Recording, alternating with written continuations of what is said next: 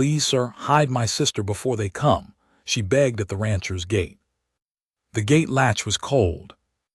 I remember that because I'd just come from the barn and my hands were still damp from washing down the roan's fetlock, and when I wrapped my fingers around the iron, it pulled the warmth right out of them. Late October. The sky that particular gray that means the cold isn't done reminding you what it is. I heard them before I saw them. Not men, hooves, and then wheels which surprised me. A buckboard moving fast, too fast for the ruts on my access road. I stepped through the gate and stood there in the open, because out here you don't hide from things coming toward you. You face them and let the outcome be whatever it is. The buckboard came around the cottonwood bend, and the horses were lathered and rolling their eyes, and the woman on the bench had both reins wrapped around one fist and the other arm pressed flat across something in the bed behind her. She hauled back so hard the horses nearly sat down when she stopped. Dust came around the rig like smoke. She was off the bench before the wheels quit rocking. Not a girl. A woman, maybe 30, 32. Dark hair coming loose from a braid. Coat that was too thin for the weather. She crossed the distance between us in about 6 steps, and she stopped closer than a stranger ought to, and she looked me straight in the face and she said it. "Please, sir, hide my sister before they come." Her voice didn't shake. That's the thing I've thought about since. It should have. Everything about the situation said it should have: the blown horses, the blood I could now see dried brown on her sleeve, the way her eyes were moving between my face and the road behind her. But her voice was level, like she'd made a decision somewhere on that road and had already gotten to the other side of it, and what was left was just the asking. I didn't answer right away. I looked past her at the buckboard. There was a younger woman in the bed, lying on her side with a folded blanket under her head. 19, maybe 20, paler than she ought to have been. One hand pressed to her ribs and a makeshift bandage there, strips torn from what looked like a cotton underskirt, already soaked through at the center. I looked back at the woman in front of me. How far behind? An hour, maybe less. How many? 4 that I saw, possibly 5. I didn't ask who or why. I'd been on this land 23 years, and I know the difference between trouble that belongs to a person and trouble that found them. This was the second kind. "Bring her in," I said. "My name is Cord Hallett. I came to this valley when I was 31 with $60, a string of 3 horses and nothing behind me worth carrying. Built the house myself, the barn myself. Ran cattle for 12 years alone, then took on 2 hands when the herd got too big to manage. Good men, both of them, brothers from New Mexico, Emilio and Tomas Vega. But they'd ridden down to their mother's place in Tucson 2 weeks prior and weren't due back until the end of the month. So it was just me. The ranch was solid.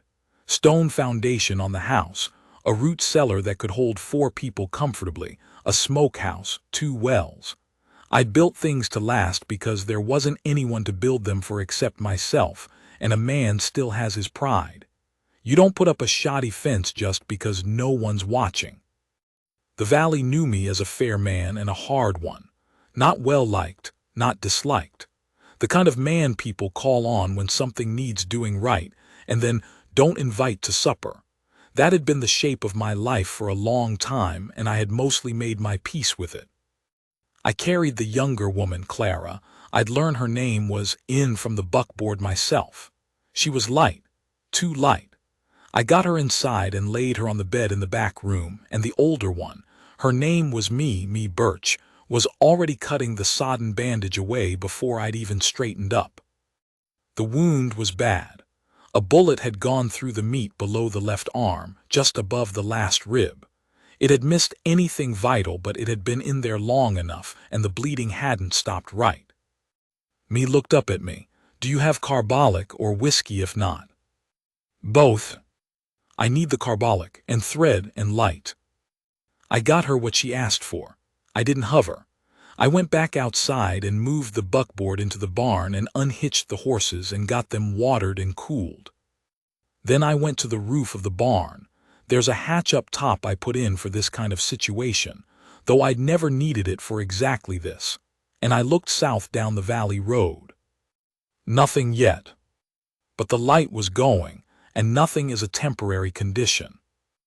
I need to back up, because there's a thing that happened on my road that I didn't know about until me told me later, and it matters. The men following them, Decker Prue's men, I'd find out their names eventually. Prue ran cattle east of Casper and had a reputation for settling disputes the short way, had shot at the buckboard twice on the main road before me turned onto my access lane. The second shot hit Clara. Me kept driving. She said she turned onto my land because she'd seen my gate from the road before and thought there might be a ranch, and because turning gave her another half-mile before they could close the distance, and because she was out of road and out of choices. She hadn't known who I was. She hadn't asked around about me, hadn't heard of me, hadn't chosen me because of reputation or because someone told her Cord Hallett would help. She turned in at my gate because it was there, and she was desperate, and her sister was bleeding in the bed of the buckboard. I think about that sometimes, the randomness of it, how a person's whole life can hinge on which gate happened to be visible from which road. But that's getting ahead of things. They came as the last light died. 4 men. I'd been right to move the buckboard because they came in slow and careful, and the sight of an empty yard settled them some. I was standing on the porch when they rode in, which is where I intended to be. You don't let men like that find you inside. You meet them at the threshold and you make sure they understand whose ground they're on. The one out front, Voss, his name was, big man, sandy beard, the kind of squint that's become permanent from too many years of looking for trouble. He pulled up about 20 feet out and he looked around the yard in that way men do when they're taking inventory. "Evening," he said. "Evening. You alone out here?" "Appears so. We're looking for a buckboard, 2 women. Came down from Casper this morning, got themselves into a situation they shouldn't have. We mean to set it right." I looked at him for a moment. Then I looked at the other 3. One of them had a rifle across his saddle that he was being casual about in the way that means he's not casual about it at all. "Haven't seen any buckboard," I said. Voss nodded like he was considering this. "Mind if we look around?" "I do mind." The silence that came after that was the specific kind that either breaks into violence or retreats. I've been in it enough times to know which way it's going to go before it goes. The man with the rifle shifted his weight slightly. Voss's horse sidestepped. What tipped it was not what I did. It was what I didn't do. I didn't move, not an inch. I stood on that porch with my hands at my sides, and I looked at Voss with the same expression I use when I'm waiting for a steer to make a decision, which is to say no expression at all. Just the certainty that I have been here longer than he has, and I will be here after he leaves. There's a thing that happens to men who are used to intimidating people when they run into someone who doesn't intimidate. A kind of recalibration. You can see it happening. Voss looked at me for a long moment. Then he looked at the house, then at the barn. The yard was clean. The place looked like what it was, a working ranch that had been here for decades and wasn't going anywhere. "You know Decker Prue," he said. "Know of him. He's going to hear about this." "That's his business," I said. "And yours is south. I suggest you get back to it." Another pause. Voss looked at the man with the rifle. The man with the rifle looked at me. I looked back at him. The darkness was coming down fast and nobody wanted to be the first to go. They left. Slow, the way men do when they want you to think they chose to leave, which I suppose they did. I stood on the porch and watched them until they were past the cottonwoods and out of sight. Then I waited another 20 minutes before I went back inside. Clara's fever came on around midnight. Me had cleaned the wound and stitched it tight. She'd done it before. Was clear from how she moved, but the fever came anyway, the way it does. I built the fire up in the back room and found extra blankets from the cedar chest and boiled water and brought it to me without being asked, because I could see what was needed. Me sat beside her sister all night. I sat in the chair in the corner, which is a thing I did without thinking about it, because someone ought to be there if the fever broke bad. Around 2 in the morning, me said, without turning from Clara, "You didn't have to do this." "No," I said. "We could have died on that road." I didn't answer that because there wasn't anything useful to say to it. "I didn't know whose land this was," she said. "I didn't even know there was a ranch here. I just turned." "I know." She looked at me then over her shoulder. "That doesn't bother you?" That it was chance. I thought about it.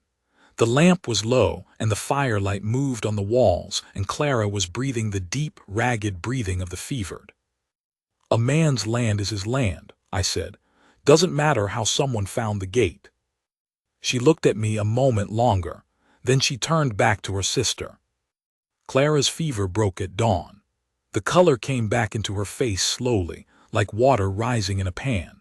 Me let out a breath when it happened, a single long exhale, and I saw her drop her head forward and put her hand over her eyes and sit that way for a minute. I got up and went to the kitchen and made coffee, because there's not much else useful to do when someone has just been allowed to keep what they almost lost. They stayed through November. Clara needed time to heal, and the roads north weren't safe, and I didn't suggest they leave. I also didn't make a fuss about it. I just kept to my work, and there was room in the house and the food held. Me turned out to be practical in the way that some women are, where you forget to notice it because it just looks like the ordinary working of things. She took over the kitchen without being asked. Not like she was obliging me, like she'd assessed what needed doing and did it. She found where things were kept by looking, not by asking. She patched the curtain in the front room that had been torn since August. She went through the root cellar one afternoon and reorganized it, and it made sense in a way it hadn't before. I noticed these things and didn't comment on them. One morning she was in the yard splitting kindling. She'd come out and found the box empty, which it was because Emilio and Tomas usually kept it full and they weren't back yet, and I came around the side of the barn and saw her. She had her coat off despite the cold, and she was working at it with a steady economy that told me this was not the first time she'd swung an axe. I went and took the axe from her, not because she was doing it wrong, because she was doing it right and I was here and it was my wood. She looked at me when I did it, not irritated, just looking.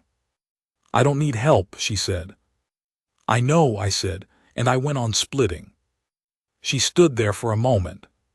Then she picked up the split pieces and started stacking them against the house wall, and we worked that way for the better part of an hour without saying anything else. That was around when I started understanding something. I hadn't let myself think clearly yet. Emilio and Tomas came back the second week of November. They took the situation in stride the way men do when they trust the man they work for. Tomas, who was the talker of the two, made exactly one comment: "The cooking's better," and Emilio hit him on the shoulder, and that was the end of the conversation. Having the hands back meant I was out on the range more. There was fence to check before the real cold hit.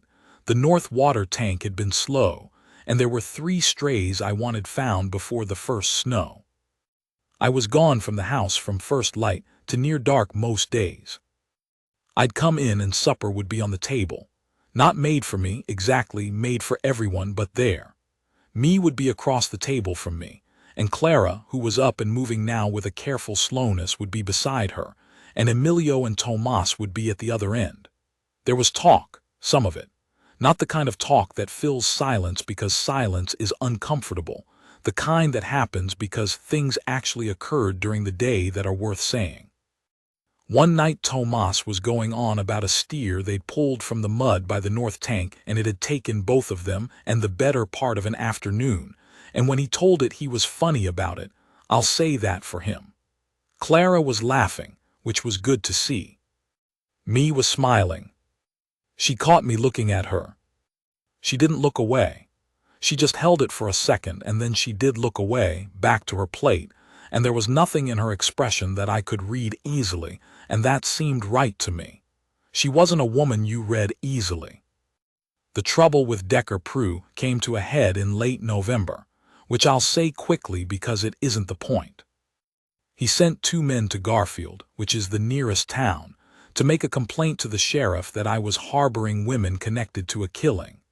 The killing they meant was the foreman me had shot, 1 shot, with a revolver she'd taken from his own holster, when he'd come to their place east of Casper to collect a debt that wasn't owed and had put his hands on Clara. Me hadn't hesitated, and she didn't apologize for it. The sheriff was a man named Briggs who I'd done business with for 15 years.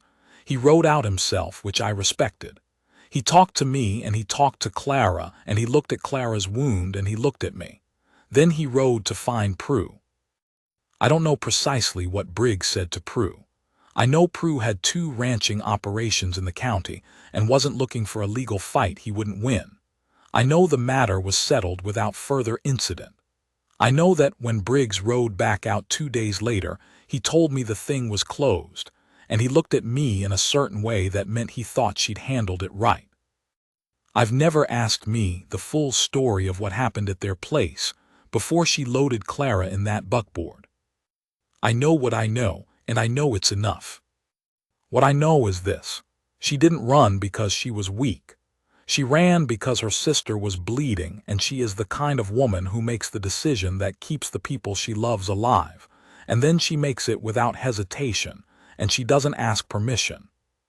The morning they were going to leave, this was the last week of November, Clara healed enough to travel, the Casper road clear, I was in the barn before first light. Not because there was anything specific to do, because I couldn't be inside. I heard the barn door and me came in with a lantern. She found me at the roan stall, which is where I'd been standing for about 20 minutes doing nothing useful. She set the lantern on the post hook and she looked at me. I looked at her. "Cord," she said. I'd been turning something over for 3 weeks by then, trying to find the right way to say it, or trying to decide whether to say it at all, and I hadn't gotten anywhere because I'm not a man who talks around things he wants. I'm also not a man who asks for things that aren't his to ask for. "You don't have to go," I said. She was quiet for a moment. The horses moved in their stalls. The lantern threw a circle of orange light between us. "You're not asking me to stay," she said.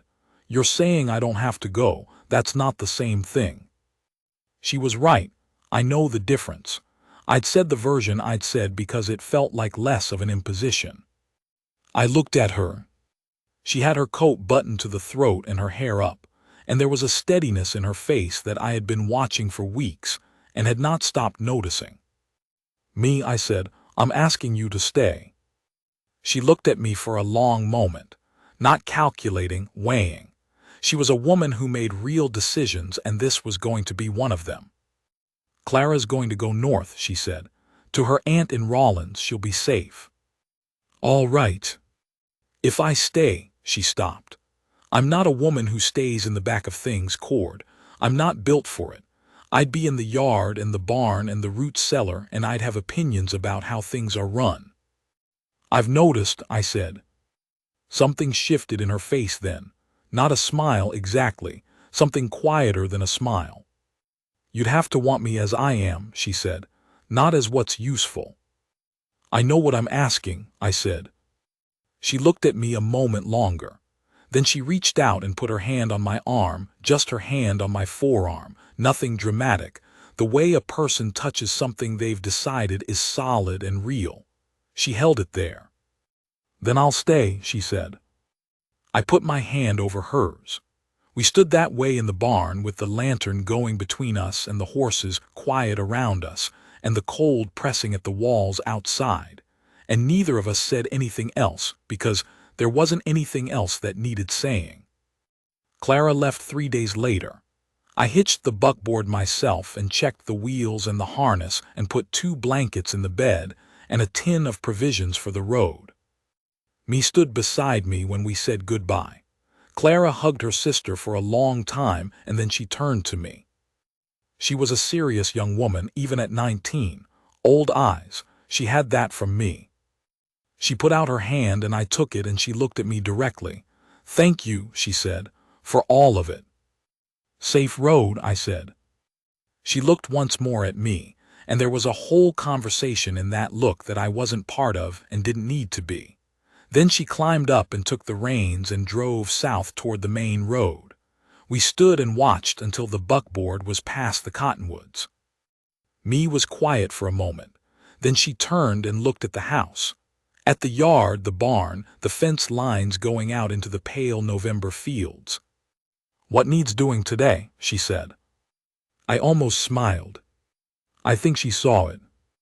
"North fence has a post healed over," I said, "and the smokehouse door's been loose since August." "Then we'd better get started," she said, and she walked back toward the house. I stood there another second, looking at my land. The sky was the high clean blue that comes to the high country in late November, and the cottonwoods had dropped their leaves and were bone white against it, and the smoke from the chimney was going straight up in the still air. I've built this place from nothing. 31 years old with $60 and 3 horses, and I'd put up every post and stone and board of it, alone, because it was mine to build, and I had the kind of pride that keeps a man working when there's nobody watching. But there was a difference between the house I'd built and the home it was now, and I knew it, and I turned and followed me inside. That winter was hard the way good winters are, cold that has a purpose to it, work that fills the days clean through. Me moved into the house not like she was joining my life, but like she was taking hold of her half of it, and that was the right way. She didn't change who I was. That's worth saying. I was still the man who gets up before light and checks the fence lines on foot in the snow and doesn't say much at the end of the day because there's no surplus in me for words. She didn't ask me to be otherwise. She'd look at me across the table in the evening, and what was in her eyes wasn't the hope that I might be different. It was the plain acknowledgement that she'd looked at what I was and decided it was enough. That's the thing, if I'm honest. The thing that is hardest to say plainly, because it sounds like less than it was. She chose me knowing what she was choosing, not out of gratitude for the gate and the root cellar and standing vases men off in the dark, not because she was stranded and I was there. She stayed past the point where she needed to stay, and she stayed because she looked at this ranch and this man and she said yes to them. That's not a small thing to give a man who has lived alone for 20 years. There was a night in January, deep cold, the thermometer outside the kitchen window saying something nobody wanted to read, and we'd been up late because one of the heifers was in trouble in Emilio, and I had been out in the barn for 3 hours. I came in around midnight and me was still up, sitting at the kitchen table with a lamp and some mending, waiting. Not in an anxious way. Just present, like she'd decided to be there when I came in and had been.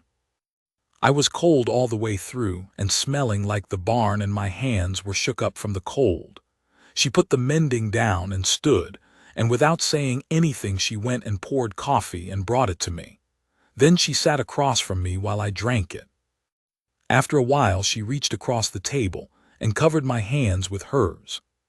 Just that. Both her hands wrapped around my cold ones, holding them still, holding the warmth in. I looked at her. "Heifer," she said. "She'll make it," I said. "Calf too." She nodded. She kept her hands where they were. I thought of the gate in October, the cold iron of it, and the buckboard coming around the cottonwood bend, and this woman standing 2 feet from me saying "Please, sir," in a voice that didn't shake. I thought of everything I'd built on this land alone, all the years of it, the solitude that I'd told myself was enough, and the particular quiet of a house where nobody's waiting when you come in. She was waiting when I came in. She was holding my hands. "Me," I said. She looked at me. I didn't say anything else and she didn't need me to. She squeezed my hands once, the way you do to something solid when you want to know it's there. Then she let go and stood up and went to bank the fire for the night, and I sat there for a moment with my coffee and the warmth returning to my hands where hers had been. Outside, the wind was going against the eaves, and the land was dark and frozen, and the cold had a weight to it that would last for months yet. Inside there was lamplight, and the fire's low sound, and me moving quiet in the kitchen. That was my life now, and I had enough sense to know it.